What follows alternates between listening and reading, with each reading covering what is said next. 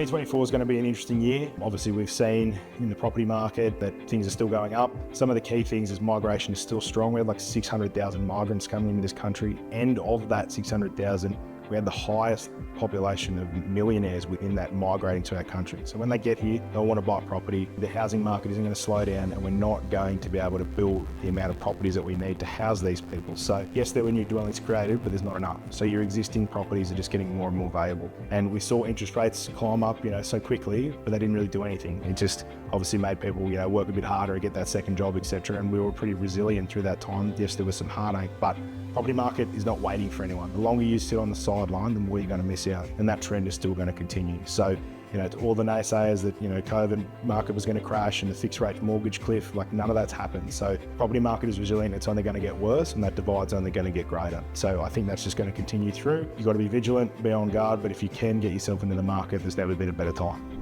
Look, having the right team around you for where you're building your investment portfolio is massive. It's not just us doing the finance. You've got to have a buyer's agent that's in line with your goals and your properties you want to get. It's your property managers making sure your tenants are being looked after, all that type of stuff. It's ensuring you've got the right insurance, got the right accountants looking after that, and obviously being in line with, that investment journey. And you're going to be bouncing around from these guys. You're not going to speak to them every day or every year, but when you need them, you need to call on them and know that their expertise is in the same field towards your goals.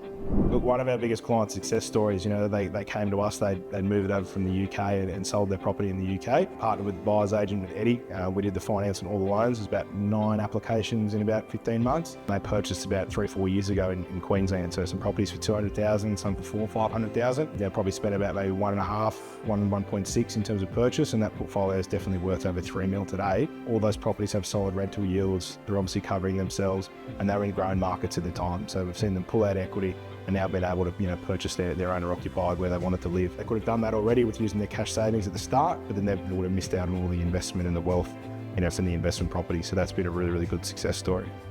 Biggest boring red flags that can really derail an application. There's a few of them, but really the main ones are going to be undisclosed liabilities. If you've got car loans or credit cards or something that you haven't told us or the bank, they really, really get the when they find it, and it can really alter the impact of whether they're going to give you the loan or where you completely fail and not meet their criteria.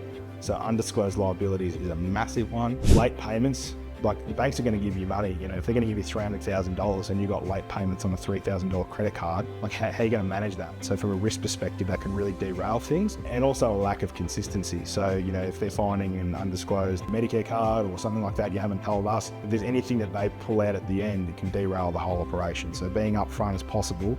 Us as brokers, we're here to shape it and get it approved the first time. If you don't tell us things on purpose, then we're just going in with the same thing with the lenders. So, working with us to get you that result is what you need. Some of the biggest green flags, having a good credit score, so paying your debts on time, making sure that you've got your credit file in order, you're not doing multiple inquiries all the time, having easy to read financials if you're self-employed, having pay slips that are very easy to read, and obviously having your documents and statements correct with all the numbers, BSB account numbers, everything.